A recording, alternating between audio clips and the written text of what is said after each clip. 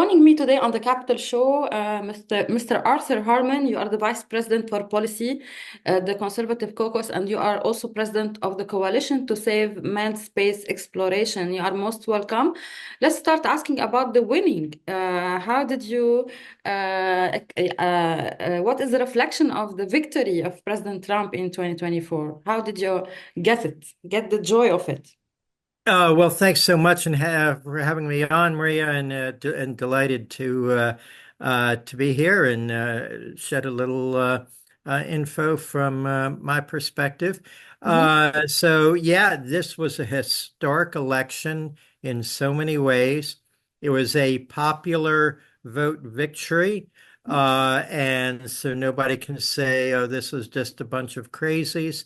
No, it was women. It was minorities. It was everybody voting because they were tired of the Biden administration. They were tired of the inflation, the taxes, the um, being bogged down in wars like Ukraine without an actual mhm, end strategy, mhm, and they're tired of, censorship and the Democrat Party trying to make anyone to the right of Joseph Stalin out to be a racist and mhm, everything else.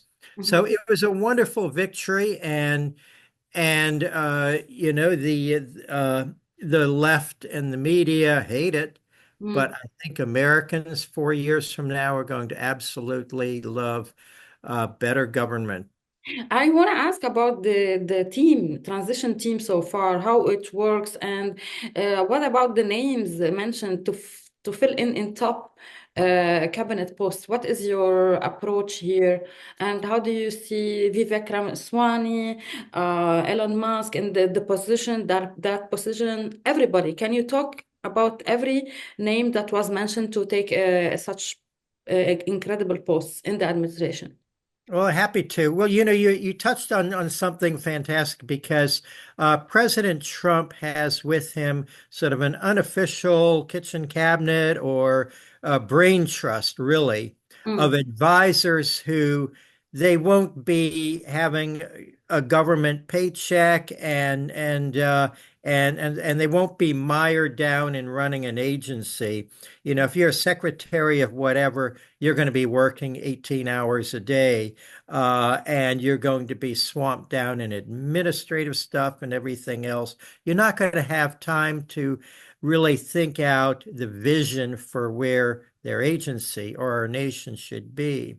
mm, And so with Elon Musk, with Vivek, with Tulsi Gabbard and RFK Jr.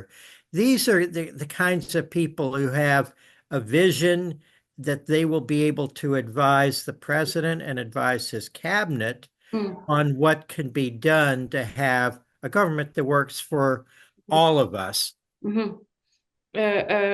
My question is also about Virginia. He lost in Commonwealth of Virginia.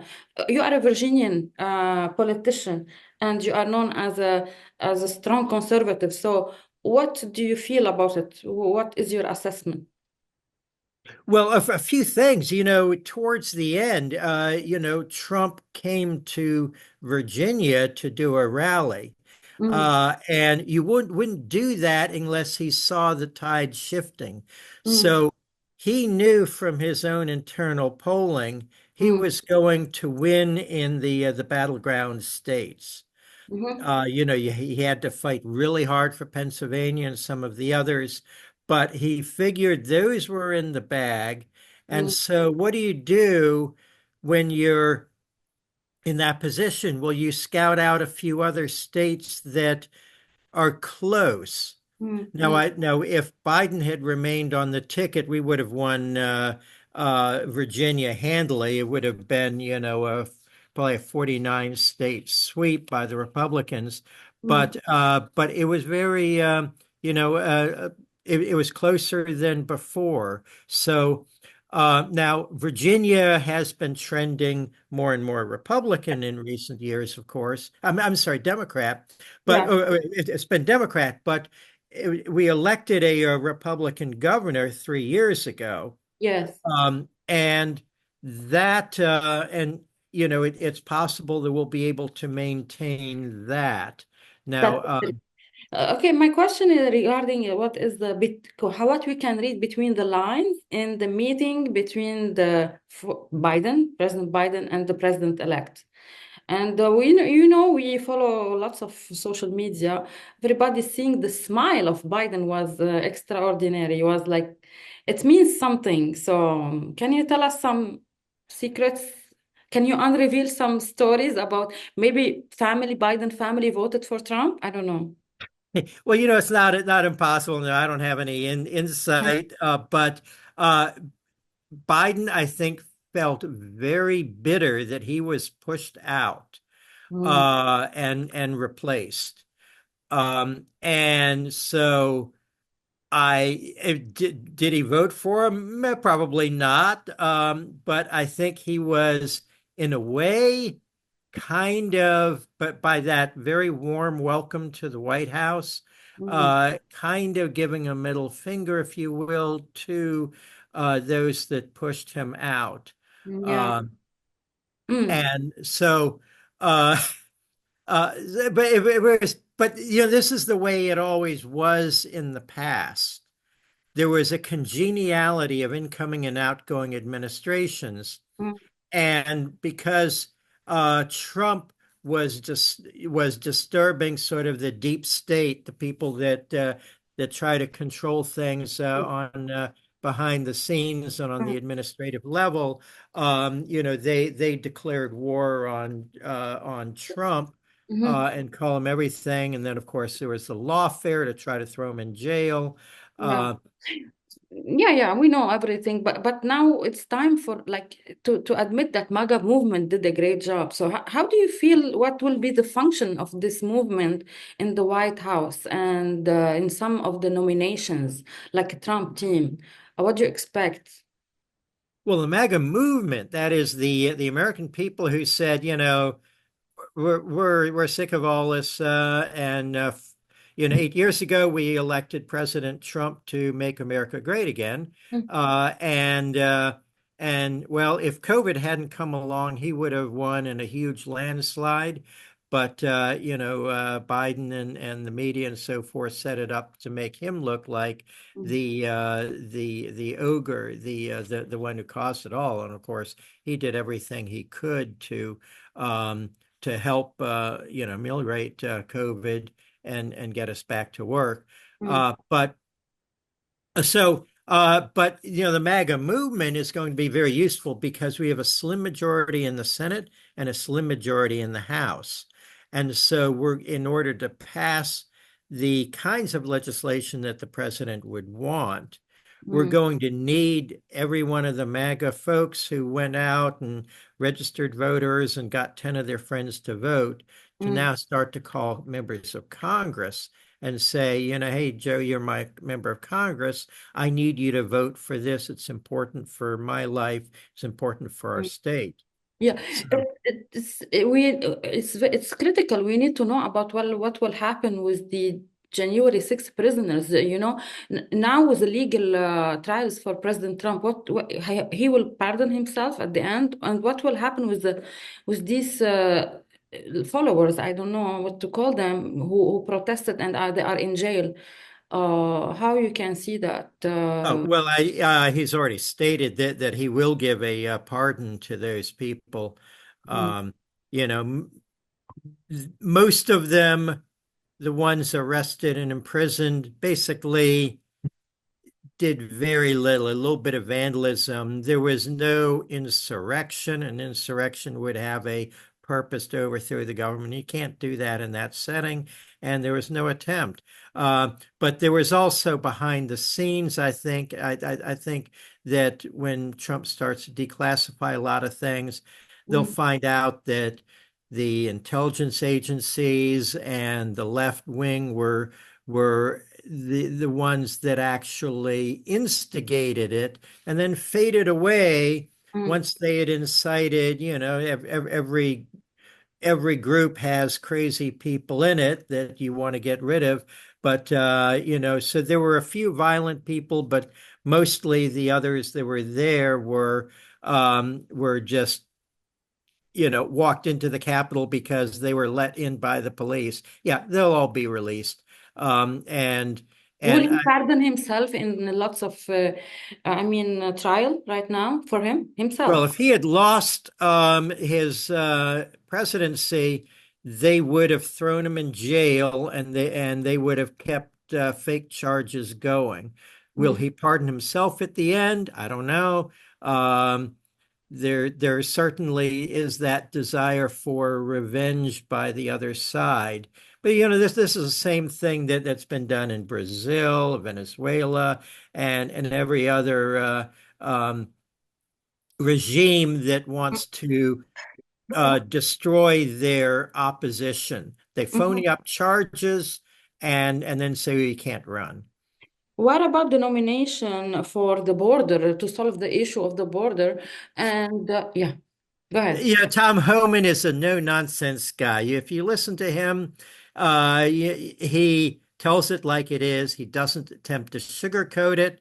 Mm. He's not, and so he's the right man for the job. And what is the job? Number one, day one, there's Yeah. probably going to be National Guards on the border. It's going to be sealed off.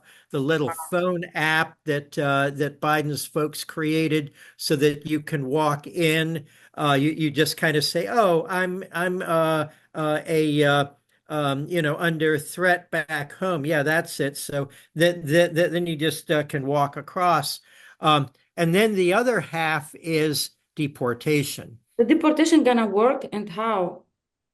Well, The, uh, there were many people deported. I don't have the stats under Mm, Biden, but I believe under Obama, 2 million were deported over his 8 years. So mm, deportation is not a major logistical or inhumane thing. mm, Biden did it. mm, And so um and if you go way back, 1958, I believe, Eisenhower deported 1 million within a year. mhm. Uh, so today we have the advantages of so much better technology to find these people.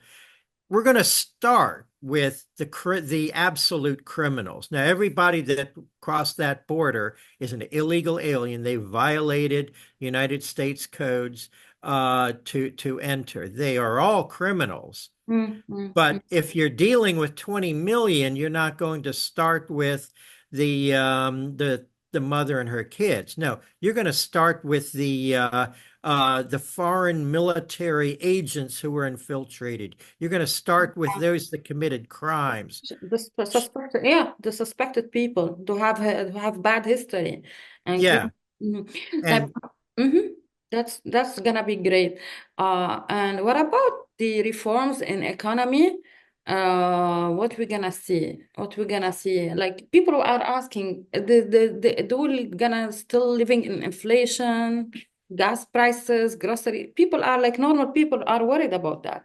And So. that's one of the biggest reasons, one of the big reasons that people voted for Trump because they saw the effects of Biden's insane level spending. The federal debt just keeps going up at exponentially. It looks like a rocket when you put it on a graph.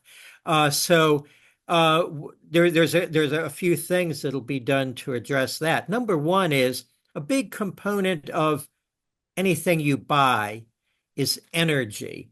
And that means the electricity to make the product. It means the gas and diesel and ship oil to transport it. And when Trump got elected, prices started and gas prices went down, and they were at historic lows from the Obama years, Mm, and then almost exactly on point when Biden won 4 years ago, gas prices started on a rocket ride, going up to mm, insane levels. They were really bankrupting people. So by on his day one, I'm sure he's going to pick up his pen and he's going to sign a bunch of executive orders freeing up energy production, deregulating the process.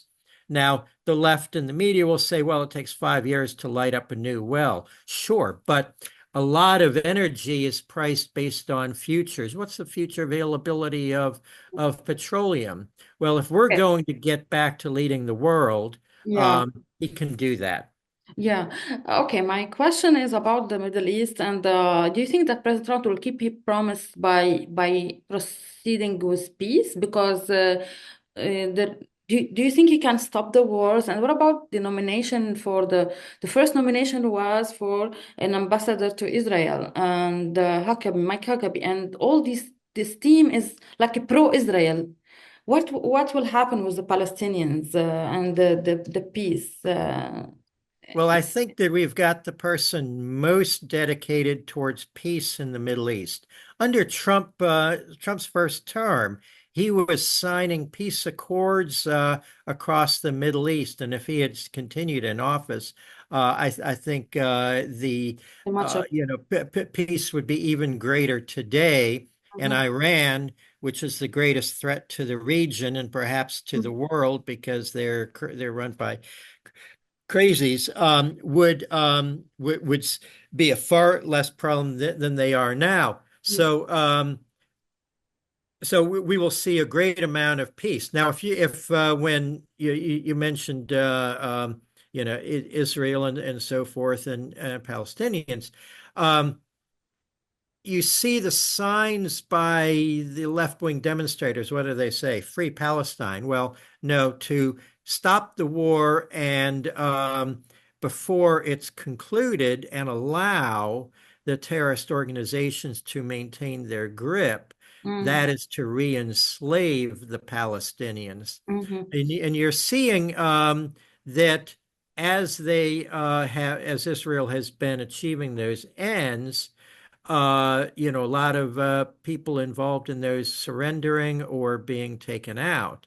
mm. So he will restore greater peace to the Middle East than we've had for 4 years. We'll hope so. Okay, as you are the president of the Coalition to Save Men Space Exploration, so my question, you said that, and I don't know if you have evidence about there is something gonna happen in Iran if they will use more of nuclear weapon. Can you explain the question about, can you elaborate more on what will happen? What are the risks there?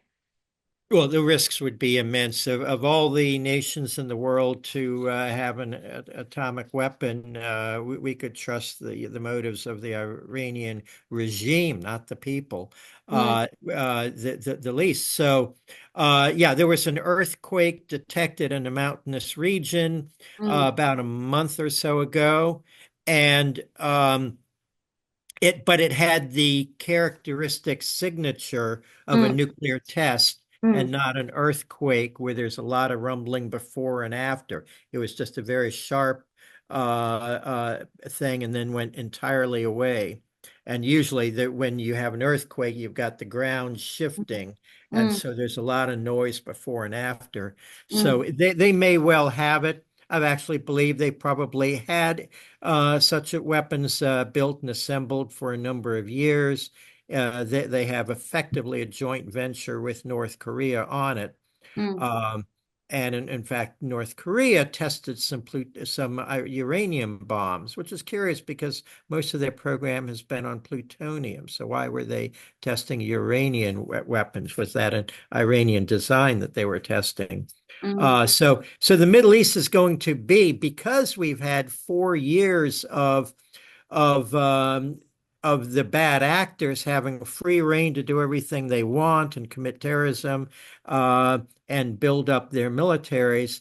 Um, it will not be easy for Trump to restore peace, but he has the best possible chance, and Mm. he will work to make sure that Iran does not continue to have the funds that they've used to terrorize the world and build their nuclear program. Yeah, wonderful.